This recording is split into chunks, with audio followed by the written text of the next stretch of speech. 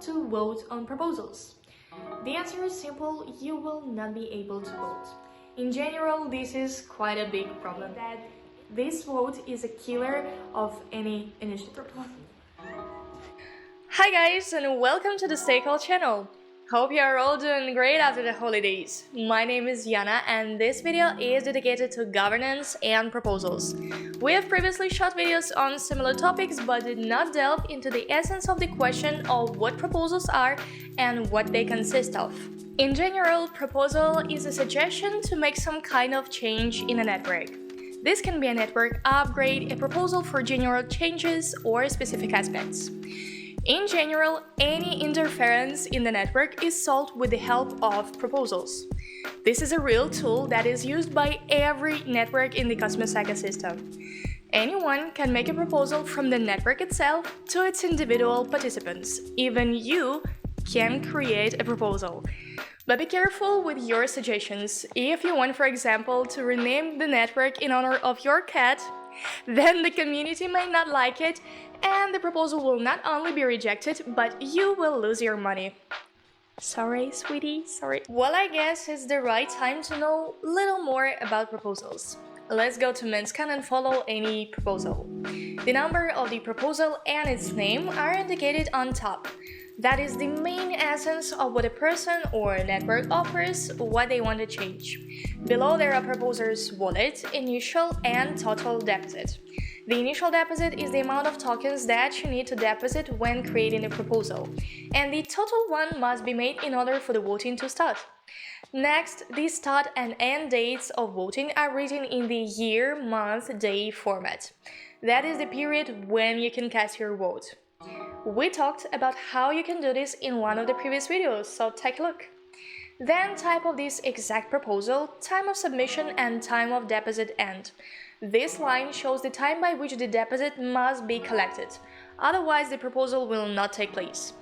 By the way, the deposit is returned back to the owner if the proposal was not rejected with a veto. And details, of course. In this window you can see the main info about this proposal. The idea, links to the other needed sources, description of the values of the voices, and so on. Below there is a line with a sender wallet address, so you can find out who proposed it. So the next thing you see is a current turnout and current status. The first window shows how many holders of chosen network voted in this proposal. It is also difficult not to notice a small arrow with a quorum inscription. You see, quorum is a minimal percentage of voted holders. If the proposal does not reach the minimum quorum, that is the minimum number of those who voted, it is considered invalid and is automatically rejected. The current status of the proposal, the percentage of those who voted, is shown on the right. A proposal is passed if it receives 50% of the yes votes of the total number of those who voted, and is also rejected if 50% votes no or 30% votes no with veto. Below is more detailed information about the votes. Here, for example, you can track the validators' votes and find out their opinion about the proposal. In the previous video, we talked about the fact that voting is really important. It is one of the main points when choosing a validator because it also shows its involvement in the network. The absence of votes can lead to the rejection of validators, since they do not take the actions when it's necessary. Don't forget, in some cases, the proposal appears before the validator starts supporting the network. If you want to find out more information about it, be sure to look. Let's talk about voting variations. There are options yes, no, no with veto, and abstain.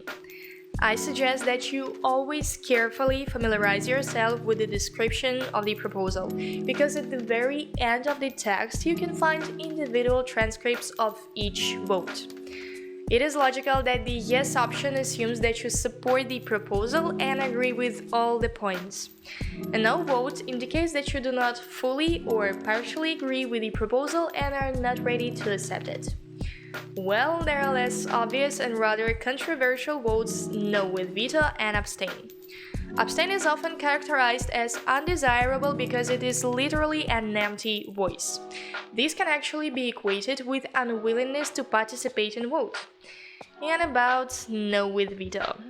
Well, I would say that this vote is a killer of any initiative. This is a rather serious voice which, in addition to your unwillingness to accept the proposal, also imposes certain penalties on the person who put forward the proposal, in the form of a fine in the amount of the deposit. You need to be very careful with this option. Do not forget that you are responsible for your vote.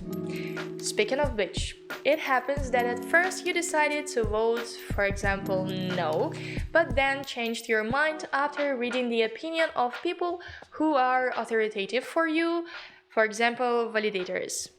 You always have the opportunity to change your vote while the voting period is in progress, so don't be afraid of such situations and make a different decision. A couple more nuances about voting.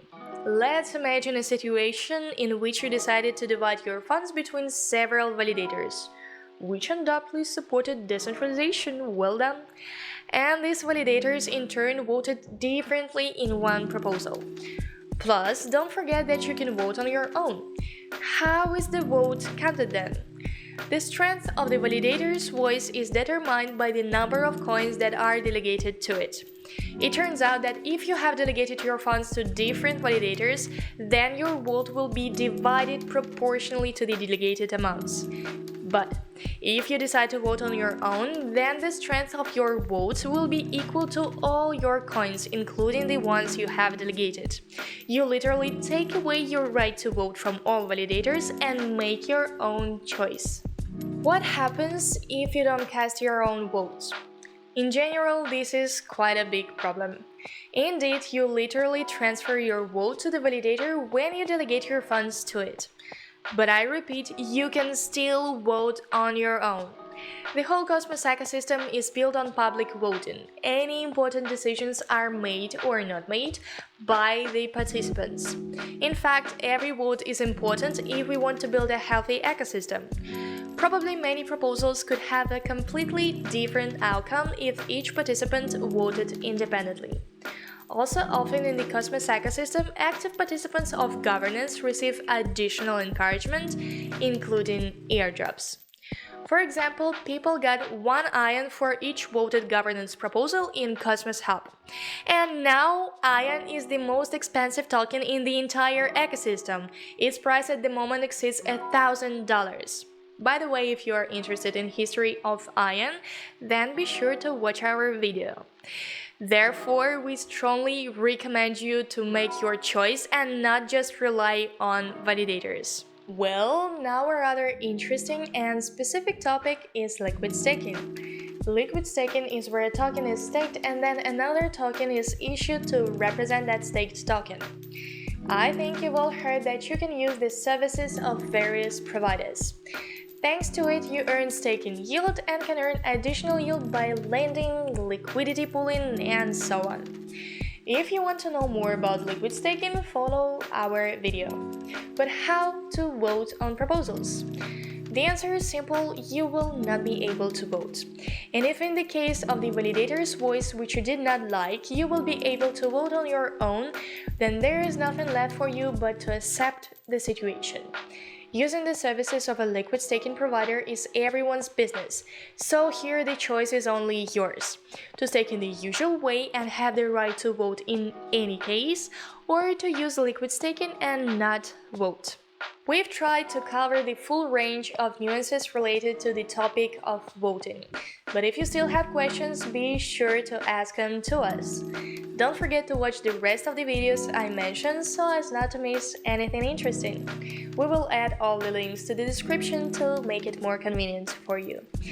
We also want to thank Airdrops One for the idea for the video. We hope this information was useful and you will listen to our advice. Don't forget that you have an opportunity to delegate or redelegate on us and subscribe to our social networks like Twitter or Telegram, especially if you like this video. Thank you for your attention.